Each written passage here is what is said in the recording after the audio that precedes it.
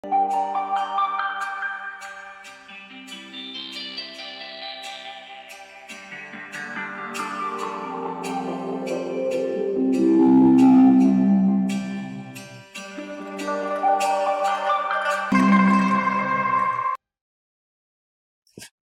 ELITETV ki MEEREP the candidate meng tabiru sutaram na uchari maruina ngasi koi han boina an ba series da unajaga dori budi hanuk pangthok dori ba tara nepan suba Lok Sabha Mikhalda RPI Athuwalagi Inner Manipur Parliamentary Constituency da MEEREP oiriba Maheshwar Thounaojam ni maruina mamang da su koina koi assembly gi election su unajagre magi tongan ba kari dangta politics sa ke banu haibu di man mamang khang bigre ngasi na akoi state ki ba adumba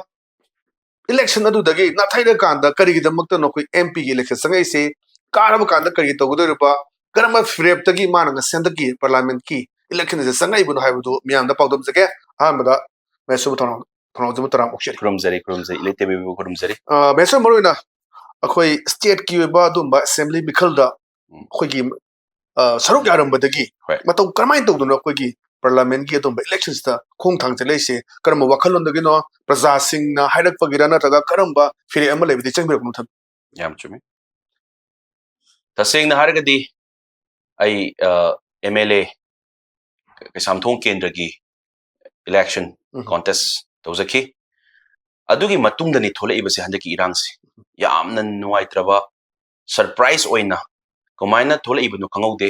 daji chu khangamoi aisu khangide kanamta khangamoi haitare mamangdagi pre plan tawduna tawrakiba akudu akoi yellow mi leicha koina di khangaudraba MLA ki election matungda neba thok tawra ibase me ki tang ahum hari base ko sida tho matungda koichen chenagi akoi su sim irang akoi gi me tang ahum mari gi matungda lairiba relief camp myam sida chala makan sida net chu thingre khangbiram gani net loi thingre ban tawre aduma pani di phone torak pai di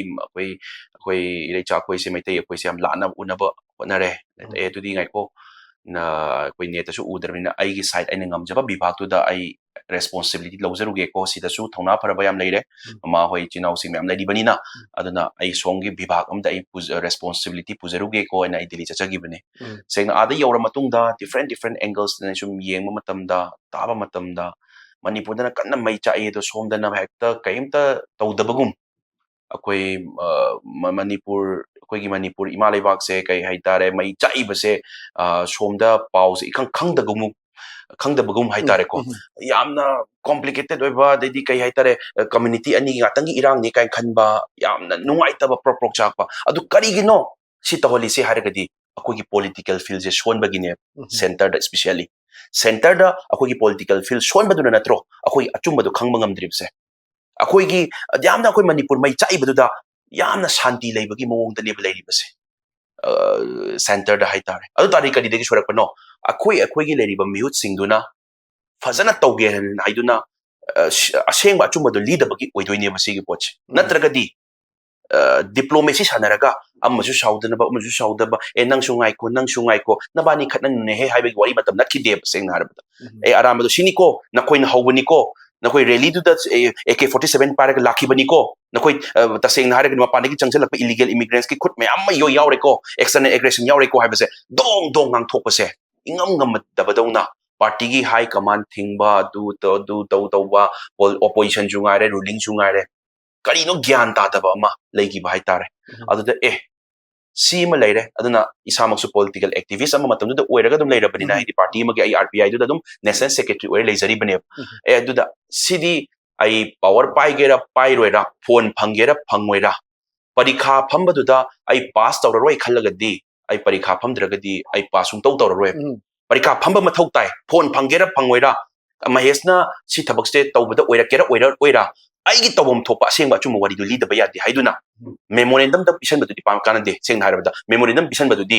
mai secretary duna na mai pion duna pibiram da di komai tawni natraga piraga su ye kya hai haragu sin di komai tawni masama unaraga every concerned department dugi leiba minister du unaraga magi mayum do oiro natraga magi amado oiro anyhow tawraga lepaga ngangera phammaga ngangera anyhow tawraga nganga kada siniko haibabse takoma thau tarakpage ina kitang ngamna tawzaru baneba tawzaru tawsu tawkhigani ꯑꯗꯣ ꯁꯤꯗ ꯀꯃꯥꯏꯅ ꯇꯧꯒꯦ ꯍꯥꯏꯕ ꯃꯇꯝꯗ ꯔꯥꯖꯅꯤꯇꯤꯒꯤ ꯐꯤꯜꯁꯤꯗ ꯋꯥꯠꯂꯦ ꯍꯥꯏꯕ ꯈꯪꯉꯛꯄꯗꯒꯤ ꯍꯥꯏꯇꯥꯔꯦ ꯑꯗꯨꯗ ꯑꯩꯅ ꯁꯨꯝ ꯆꯠꯊꯔꯛꯄꯁꯤ ꯑꯩꯉꯣꯟꯗꯗꯤ ꯄ꯭ꯔꯣꯛ ꯄ꯭ꯔꯣꯛ ꯁꯨꯝ ꯆꯥꯛꯄ ꯀꯔꯤ ꯇꯧꯕꯒꯤꯗꯣꯅꯦ ꯍꯦ ꯌꯥꯝꯅ ꯀꯩꯅꯣ ꯇꯧꯔ ꯀꯥꯟꯁꯤꯗ ꯄꯥꯔꯂꯤꯌꯥꯃꯦꯟꯇ ꯋꯥ ꯉꯥꯡꯉꯛꯇꯕ ꯑꯗꯒꯤꯗꯤ ꯂꯩꯔꯛꯄ ꯑꯗꯩꯗꯤ ꯑꯣꯄꯣꯖꯤꯁꯟ ꯃꯁꯥꯒꯤ ꯕꯤꯖꯦꯄꯤꯒꯤ ꯂꯩꯔꯤꯕ MP ꯂꯩꯔꯤꯕꯁꯤꯡꯗꯨꯅ ꯋꯥ ꯀꯩꯝꯇ ꯉꯥꯡꯉꯛꯇꯕ ꯑꯗꯩꯗꯤ ꯀꯣꯡꯒ꯭ꯔꯦꯁꯅ ꯉꯥꯡꯉꯛꯄ ꯃꯇꯝꯗ ꯑꯣꯄꯣꯖꯤꯁꯟꯅ ꯉꯥꯡꯉꯛꯄꯗꯁꯨ ꯑꯁꯦꯡꯕ ꯑꯆꯨꯝꯕꯗꯣ ꯌꯦꯜꯂꯧꯃꯤꯒꯤꯗꯃꯛꯇ ꯉꯥꯡꯕꯤꯔꯛꯀꯗ꯭ꯔꯥ ꯍꯥꯏꯔꯒ ꯇꯥꯛ ꯂꯥꯎꯅ ꯍꯧꯒꯠꯂꯛꯑꯀꯥꯟꯗ ꯍꯦꯛꯇ ꯑꯔꯥꯟꯕ ꯀꯥꯡꯕꯨꯗꯨꯗ ꯍꯦꯛ ꯁꯄꯣꯔꯠ ꯇꯧꯔꯒ ꯉꯥꯡꯕꯒꯨꯝꯕ ꯀꯔꯤꯅꯣ ꯒ꯭ꯌꯥꯟ ꯇꯥꯗꯕ ꯍꯥꯏꯕꯗꯤ ꯑꯁꯦꯡꯕ ꯑꯆꯨꯝꯕꯗꯨ ꯉꯥꯡꯉꯛꯑꯣ ꯍꯥꯏꯕꯗꯤ ꯅꯠꯇ꯭ꯔꯒ ꯃꯩꯇꯩ ꯅꯠꯇ꯭ꯔꯒ ꯀꯨꯀꯤꯗ ꯁꯄꯣꯔꯠ ꯇꯧꯔꯒ ꯉꯥꯡꯉꯣ ꯍꯥꯏꯕꯗꯤ ꯅꯠꯇꯦ ꯕꯠ ꯑꯁꯦꯡꯕꯗꯤ ꯁꯤ ꯃꯄꯥꯟꯗ ꯏꯂꯤꯒꯦꯜ ꯏꯃꯤꯒ꯭ꯔꯦꯟꯁꯅ ꯊꯣꯛꯍꯟꯕꯅꯤꯀꯣ ꯑꯦꯛꯁꯇꯔꯅꯦꯜ ꯑꯦꯒ꯭ꯔꯦꯁꯟꯅ ꯊꯣꯛꯍꯟꯕꯅꯤꯀꯣ ꯁꯤ ꯃꯌꯥꯝꯁꯦ ꯑꯩꯈꯣꯏ ꯌꯦꯜꯂꯧꯃꯤ ꯃꯌꯥꯝ ꯏꯟꯗꯤꯖꯤꯅꯁ ꯄꯤꯄꯜꯁꯦ ꯋꯥꯔꯦꯀꯣ ꯍꯥꯏꯕꯁꯦ ꯃꯣꯏ ꯉꯥꯡꯕ ꯉꯝꯗꯦ Manipur amasu saudana bagi mongda ngang kanda kari noma makoida favor tawbagi mongda leiba manba ama yawba haitare aduna yeng matamda kari non he ruling su phangi wangangan dem haira ani opposition su phangi ona tainana wangang sel ani akoi aseng indigenous yellow mi rei chagi support na tabida atopa kangu haibadi illegal immigrants haijabani ko community na te koina haijari se illegal immigrants ki support tawbagi mongda haibadi wangang pagumba aduna kari no tawrisi bod so aseng picture the real picture se kana utka doino habi question duni bala is ana si chatharak pasida mama hoi ai sum punchen bei kong chat pasida mama hoi baba hoi myamna ibungo nang hoi MLA buti nang samthong kendra gi tilepam gani mai pa pasu oisanu adubu handaki matang sidi nang MP oina thorakpadi kai kai ba lege Delhi dam tang nikhai ro kai na habi ra pai yawe ko adudagi di tasengna matang sum haira pai ka asengna daji wadi khangbiram gani news tai su kan hamla phone mayas nang jibo mayam na hai si lep poi doira nang nang nomination file to dise kari gi no kai na hangbira ko mayam yaw ki boko last moment ai lepage ko kari gi no hai matam da tasengna phajana akoi gi handaki asengma lanmi ma khanna gi damakta rasti fil sida leram taragadi aseng afabadi loi phani nga tani ko candidates loi phanari nga tani adu taseng da je aina kuji yengjabadi aina pa koina pami se law du nga te solution propangam ga dab dunia aduda sum yengjaba matam da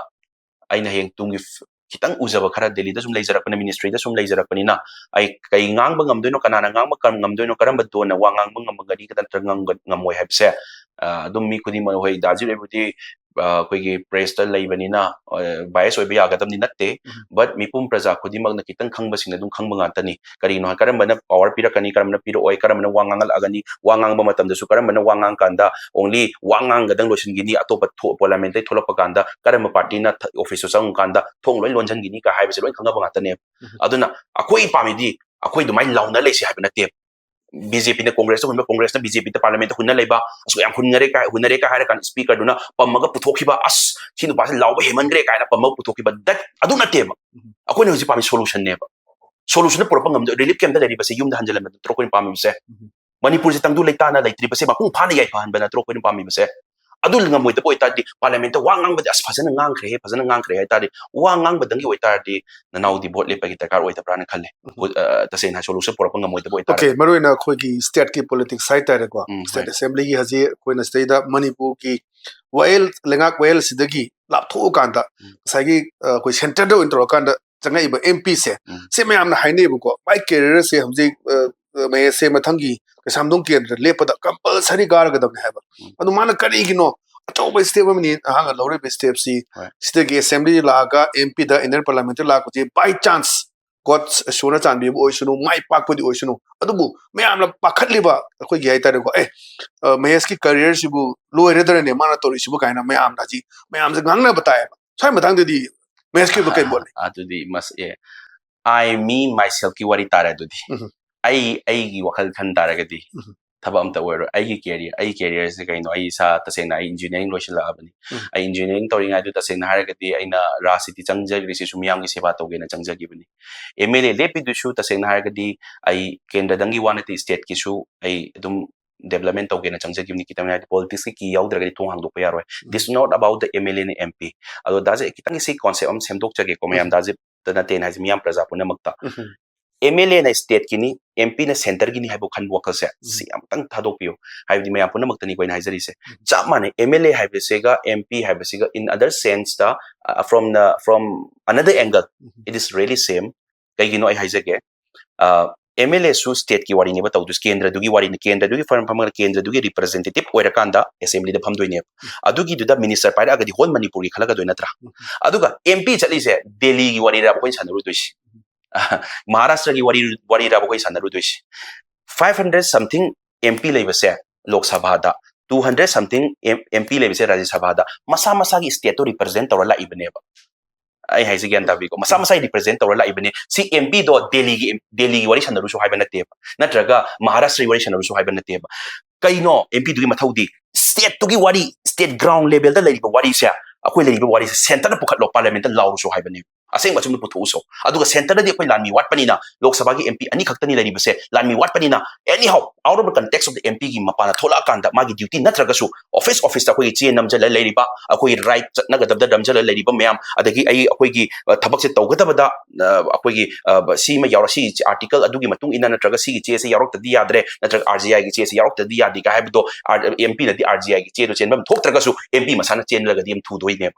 si guma mayam se si kai haiduino Manipur state ki issue ne ba aduna ai mayam da haijari MLA na state ki ni MP na mapan ki ni haibe posi natte anima koi Manipur ki betterment gi ngatani aduda amada center da luxury haiba ne duty do da pirak pai wani samna haraba SP amada duty thola pakana mun Imphal West thole amuna Bisempur district thole haibe wani adu akoi asing bagi di pulamak Manipur gi damta natro Delhi gi damta wangang to ba natte sengna haraba aduna tasengna hara ngasi bawda ina sum yengjarap matamda akoi Manipur ki MP ayamba haitare mapan lamda chatpa kanda kitang akoi ga praja ga samna ba wali se kari gino haiba matamda yengbiu ne si kai no kai de sore ke haiba matamda ayamba MP lepamba kari bana ka da boiro kari tawge party gi ticket tu da ayamba lepa kanda MLA na traga leader no khoma kanda masamak na kaimta khom da bida aina ji gyan tabi gani praja connection leita bida ticket tu na masa MLA kai na asa ko MLA ki si mele voter lere si MLA voter lere na traga ka hauda bagi du na si suppose congress ki na si lere akoi congress di MLA se sumai khombira ne traga second tab na sumai khombira ni hare kanda masa ga di grassroots amat khang da bida mi ma dak long puthora ga hekta dak long kahan gi bidai ne ko yusi wari se seng na har bada masa party do yaw party any don oceanu praja connection lere ground level se fazana collection lere kanda ground level la tara kanda praja gi hun khangaga mana center cha ki bo oiraba mana thong thilak tabra yeng se bam praja gi dam to wa ka tabra yeng se bam ta adu tara ga di MP auro MP gi thabak tu dang na tabida MP gi power do yawra kanda atoba thabak myam praja gi power su loi tawra kani ba man praja gi thab myam su loi tawra kani aduna ngasi si soiba gi ne ba akoina praja su dum marmut dum lai thopa yaw mangda lai myam praja su MP bu ke tu no Delhi cha khredab si bu hai bi yaw natte center wari thamudoi ba sing wari thamudoi se sigi lari MP sing sina ne adu tar gadi makoina praja connection lai tragadi doctor khara oyena natraga kaino khara oyena intellectuals khara oyena hekta kai praja connection lai tragadi hayeng kari emotion no connection lai tois adu quite important di kaino praja connection lai rakanda lo kai da semdok se kari da sori bno kaino habdi akoi mini India ne dazit akoi Manipur se ko ma sigi saruk sina khangi haraga songi saruk apam se khetna ni ba aduna sigi akoi gi tombagi group akoi gi keno sina kai pami bano koi lekai gi group sina kam kai pami bano haiba se different sector du gi matung ina khetna yeba loima aduna grassroots ki level se khangdra ga parliament ta wangang matam ta only kai haiduno theory tang yawraga ngang bu toi targati practical gi thabak se amta oira roi haba ngasi practical gi thabak tarak tabadagi ne koi wari se 1947 da bharat ning tame 49 da Manipur se bharat mars tawre adum tarokan don mayam lakre very many parties lakre adu hujik se university complex ama sade natraga sports complex ama sade haba gi program natteba akoi hujik se kaino ireicha yelomi akoi se akoi isagi iramdam sida hingadra sigadra haba gi lang dai ni balai se adu targati kari ideology kari manifesto da ka kem ta de ai hujik RPI yauri si seng na haige RPI yauri si ai tha trama tho ai lawr ko matam sida kemta ai gon ai papi daba adu ai tawzari da maning de kitang dak kitang ilak padugi ai mateng oi begda makta ai RPI to waiwani ai gon yel abasi party sumo alok ti aina dakalite because ai the first come ai maleba na first ni ai yellow mina first ni atai kem dakalite ngonda moi akoi party do na ai gi thabak torpada yelak taba mateng pangbirakpa masi adu gi damakta ni ai no yauzari sisu aduga sina kai gumba ingon yelak pakola patara gati ingon ngangalak to matam piragati ingon da kalaite adubu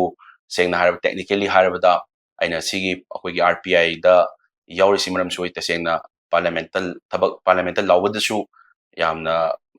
mayamna khangbiram da technical sing leibi khangbi ba kharan khangongani akoi neutral ne akoi news leis haidi alliance haibai wani BJP nate koi NDA da yauja bai wani ai di daka kem da di alliance koi gi oyam tara gadi BJP thado na RPI ke thado ra ka to Manipur dangi wana ti Assam sungai re ayam state ta mari kem ne just coalition ma lebi wani Congress na pairing ai da RPI si Congress ka le minara me chahi kun le minara me kusi Congress la over Congress ka understand le na kini BJP Congress ki wari le mari kem ne RPI ga BJP ga anatraga RPI ga Congress ka mari le just center da pai party du ga understanding am le na ba one more coalition to mina bai wane ba sidi seng na harabada aduna ekta siga mina karna propaganda sandu ga aran ba sandu na ba mayam tawre da ji tabiram gani adu si se ta seng na haraga di yamna lan ba adu kai kai sunate miyam praja loi khangi ba ngatani adu bu moina yam kanna sandu haidi Maheshwar gi haidi moina haidi miyam praja na nusibi miyam prajana thagatli khangbai damakta kari da kai tawraganda makoi se propaganda sandoksi gi habi wakhalon sida khalle re naw gi du khanjade tasena makoi na khalli sina dawdon kharana khalli sina aina kadai chalino somda kamain kar I somda kumain kar I thori kumain kar I na masa ka gi di leitraga suman yeng le re ba sum yeng le re naw gi du kem yeng jati kanam su hunjaroi ai gi di kaino isana ka ba ai gi panthum phum du yawra kana isa thabuk pela tawbang ngamba adu kaktane du ga parliament law matam da su ai haijake opposition oiro ruling oiro suppose I na BJP ki to be yaw doing kan bi yone BJP yawraga aina habujigi honorable MP union minister na MP na high gi do sa koi high command na high hangang be permission pirak te ga haibs gyan da biram gani si tawiram gani si masagi party du da mama sa respect to dreta abane seng na harabada secondly Congress ungai re Congress na Rahul Gandhi bong hangam draga mi mana kumai ngang ga warin sum khanase Rahul Gandhi na thabo in onthon bangam ndraga ngasi bawda opposition gi leiba mi singsina bu phajana akoi gi irei cha yelo mi gi tamakta support ngang gi brani amta bu thopi rawni adun akoi gi ai gi national secretary ai isa gi ojabni ai ngamna ngang jari ai na represent tor ngang jai ni ai gi sengna harab ai samari national secretary oraga leijabani na aduga ai parliament ta su sengna harabada party BJP oiro BJP gi MP myam lai gre khangbiram gani ko opposition gi su Congress lai MP myam lai gre ko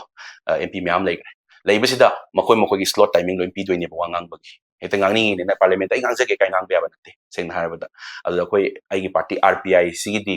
ai gi advantage ama hai gadra daji ene su khangbiram gani sengna haragadi party magi wangang na bagi slot pi baduda koi gi MP di sengna di Ramdas Athawale matomda leibani na akoi gi di matam yam phangani hai tare ngang matam kai gi matam di MP yam leragadi magi khaidok nagi matam du phangoroi doine gyan da biram gani adu RPI gi di MPs ama khakta ne Ramdas matomda ne ba ai ma yawrak taragadi even Ramdas bawda sir nang amta ngai ko ai Manipuri social pu ki nang gi wari tum ngai kon mon da bai tare hai ngam ni bai takara te amta ai amta ngang se gi na minin manga dang piban na tro sir nang ngai bi ko ai amta ngang gi nam ta ngai ko ai kena MP du yam dra bani na ata ai isu bukat na bo na bada marang kaina maka lan na bukat payara ni ba gi wani okay adu afaba MP mai se no ge mota मैं sorry मत अफब MP बगे मागी role अगर मागी कह है तारे character है तारे को MP मोर मागी responsibility कहीं नहीं खली मैं MP में responsibility से इन हाई जैसे grassroots तकी खंगा कांदा अकोई पोचे center पुकट में थौ ताई and it should be the long term policy वगैरह ngatangi khanbana tab hayeng ai sina sima pukhat kra kanda ai sima tawra kanda hayeng tung koina ichai sugi matam churong mayam haidare long term generation bawda aina sima tawrami haibagi pot ama koina sima tawrami haibagi example am set tawrang gada bane ngatangi oina short term gi oina khanbana tab haidare aduna MP magi mathaw aina haijai ngasai hangbada mang kumbada yawgre aina haijai se grassroots connection se le leite grassroots connection se loina leire haire kanda akoina center da chatlagadi adugi mahau adugi performance adugi taidi aduna tawrakadaba thabak to di yam different ora kani sum theory nei naraga ko kamang thonga lai ka paraga adum theory nei na leiraga di hayeng kai wari no sikanam ta khangoi nanaw na khangje ba handak seng na haraba aina muk sidamuk chat sidamuk lak delhi dong lak to kai su nante delhi dum le yai nai su ai ke do lak sari no relief camp ta leiri pa lojin noya chingkhong chingya da leiri ba se ai feel to pa me mu ai yum mai chak train ai delhi da lei thokadam natti hapni ta khangadam ni kanana kai torige ichin naw sing thongna par ichin naw sing sin kumai thengnari makoi na war tasing na haragadi koi thongna kun nga ibasing se dress ka se koi kun nga koi set paduda ai even like moi marak principal yauri doctor yauri engineer yauri larik haiba yam yauri khangam da mi di makal lapna leba mi di kai khalam ni moi ga se icham cham mi kai khalam ba yai they are very educated mi myam yauri ne sita kai do bagino imale ba kan bai da thole ine mo sigu myam se thengnaraga unadragadi ngasi dazit aiga phaminare phone da ngatang wai sinabduna ibani understanding to ngomoi di ibani phone da ngasai ma phone da interview lona rasu yaina di ibani dum phone da tone phone da dum lengna yai boy mo ai nangi wado record tawra age do ai thadu asi ko haibe yai dazit ngasi phaminaraga ai ngangnaraga direct hak thengna thengna base sigi mahau tongan gani nusinap su hengkani understanding su hengkani dazit na thamoi dei kenom su even out of context of the media dazit na su kenom ma dum soft corner ma legani aina su dazit soft corner ma legani sidi masa o mahu san humanity ground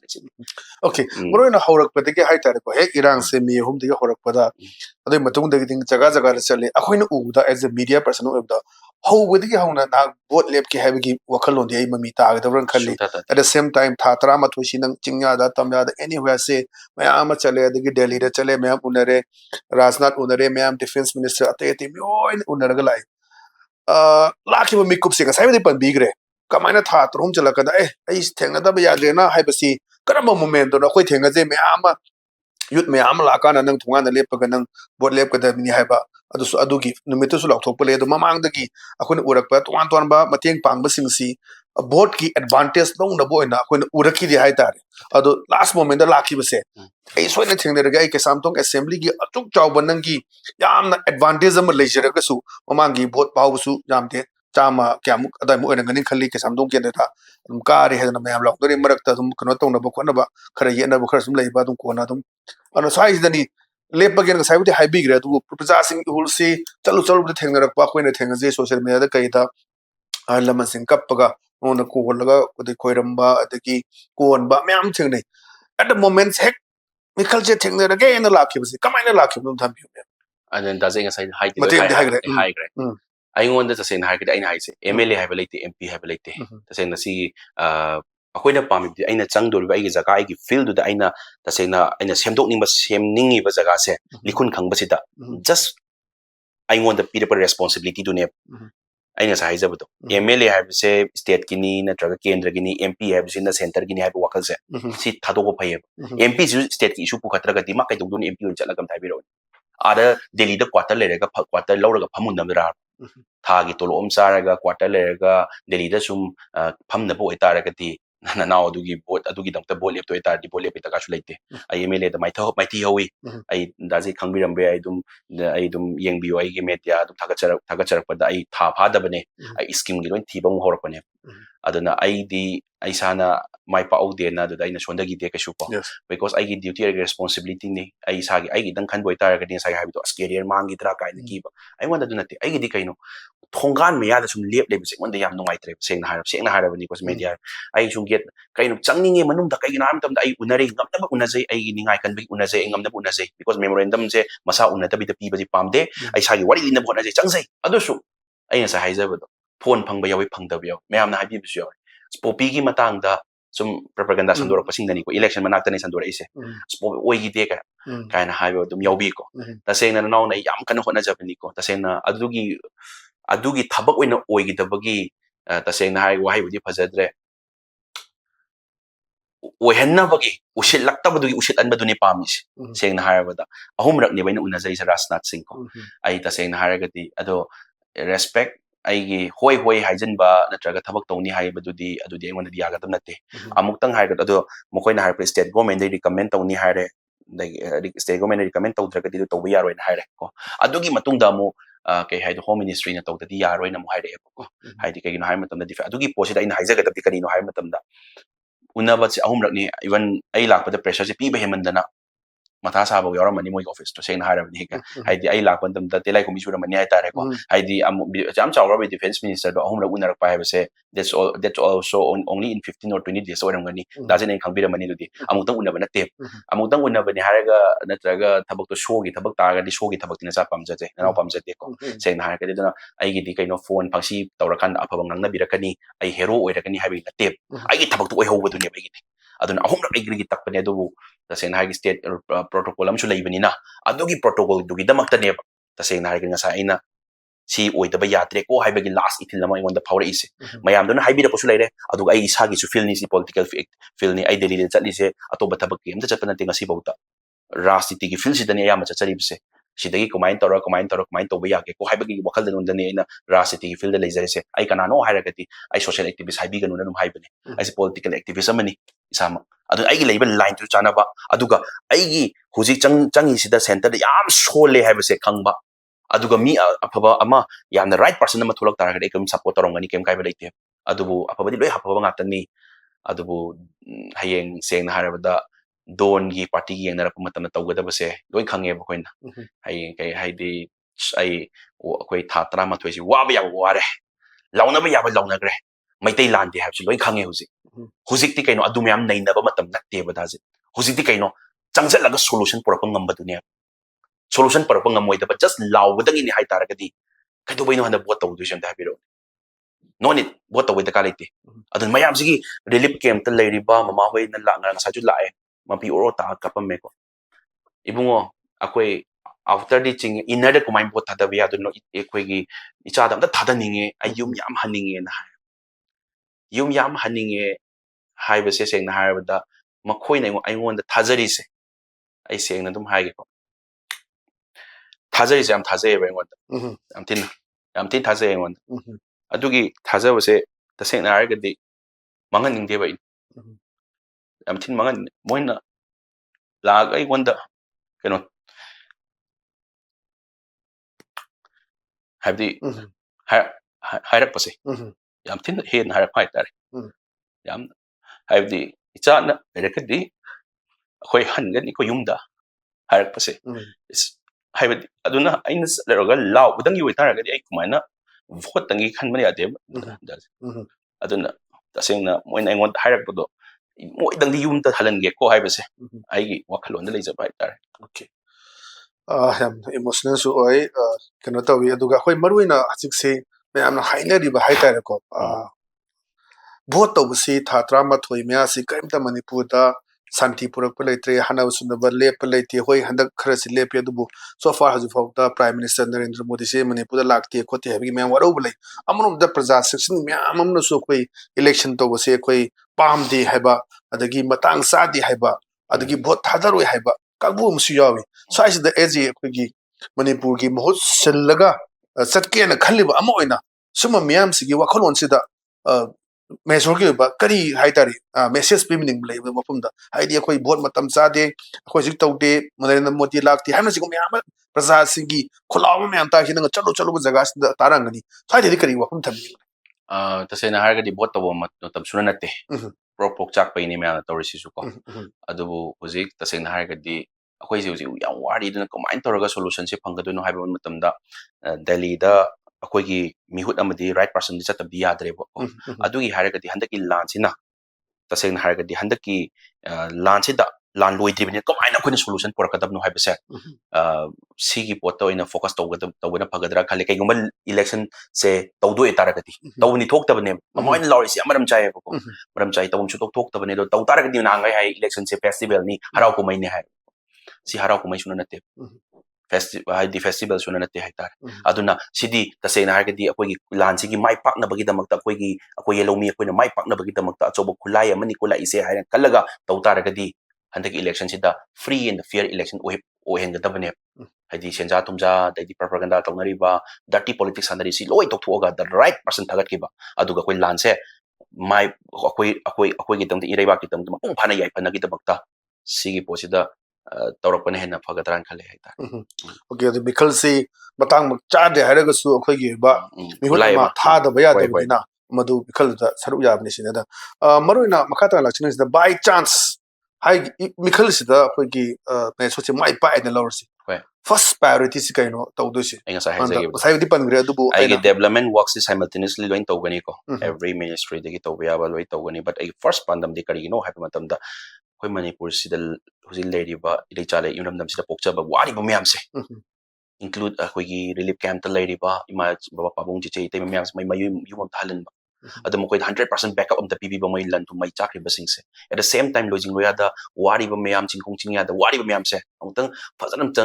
settle to han ba safely hai tare ko adu lei ba manipur da tang tu lei ta da na lei ba husi myam se wai wanari kun nga aga lei ba nga ta ne si myam se normally settle to halaga isagi manipur si da amat to ina kun minara kanda tang tu lei ta manipur san to hen ba thau tai kari gi no hai matam da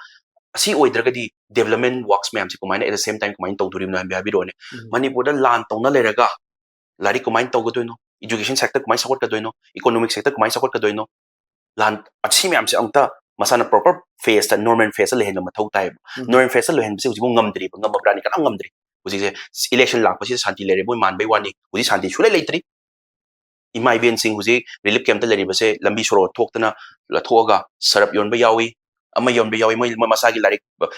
education se future kumai tawdori no haibagi mayam yauri bako si ma'am si kumaina koina memorandum thajanba natraga akoina che cha tang pis che chang dang pisanba natraga parliament wa ngang badang ni yaroi basi khara lobby khara dakale the very big lobby dakale basi lobby se haita bagine ba koni wari sek dum hairam ni ko director lobby haita bagine intellectuals kyam legre policy makers myam legre professors kyam legre mayam legre ka su akoi wari se kari gino se khangbiyo kari gino hai matamda management to bangam de lobby sana ba haita bagine basi adu sana ba hairam taragadi nahana sigi irang loram basu yai adu si thom da basu yai seng hara okay matam sulo selak pada matam sam baby relo selak pada Manipur miam dai tare in Manipur parliamentary constituency gi manung de lei ba loina ma bot hadar ba voter sing imaibel miam sing halaman sing seda koi meso ge site gi kari habi ne mile ko ELITETV khutang da miam tham ha aina haizaning badi baba mama da dai che tai mama yam da haizaning badi ai chan ai naw sing yam da haizaning badi tasengna thatra ma thoise train thoise ngak waduna la bani adu Manipur sida irecha yelomi akoina thongna leina ngasi bok thingna duna la ibne imale ba kai be yaroi haiduna thingna la abani kai su ka heloi yekna ba thingna gani akoina adubu aina haizaning badi thatra ma thoi nga aga la aga hoji election se nimit tara trawani dang ngai re aduna kaidobogi election da aran ba tawdana ba irecha akoina thingba ngamoi dori bana aduna pulam tang thingmina se election da aran ba tawdana bagi damakta miam praja punamakna ngaklo oiminaraga aran ba propaganda sandora iba mi amabu down tono sila iba strategy miam hola iba senja thumja tawra iba tawdoi ba miam se loi thingbiraga irecha yellow mi coin thingbiraga imale baki damakta hadak ki election sidi harau kumai natabadina free and fair achum election am ohensi haiduna miam da haizari sikta halution jari miam okay thank you so much meso yam phaso hom thambi no tungi punsi da zo hai tare meso na ningjar ba khudi maktu mai pak po obiu ado mikal su kuidre aduna isorge thauja lagi mai pak po obiu hai ELITETV gi maketation ya ko paujel pije oijage da oijage kyamari haje khoina unajagri ba du handak tara ne pansu lok sabha mikal la adu ba RPI athwale gi in Manipur parliamentary constituency da MEEREP oine ba Thounaojam Maheshwar ni man kari gi damakta khoi state ki kano da thadu kanda center gi changi ba magi wakhalu da chap mane ha wofan dunia duga handa kisida free and fair election mu han ba duga people gi adum mandate to phachana khalaga kanada adum ba vote se pira kanda Manipur gi represent toraga lok sabha da thaga da ge ha ba wafum duri myam tan beri bisi thaga sidi ga saida gi leptani miri ba khoi series naina anda gi mikhala sida khoi gi MEEREP oiwa myam sing si khoi amam to una jara kanda khoi gi wakhalun karino प्रजासिंग करी हाइनिंग लिबा दुगा बखोना करी तगो palm हाबिदो ma'am न थमजगे ngasiगidi ELITETV jeng biri ba khudang makpu amukana kurum jabaglo na kanena be thingri jari pine birisi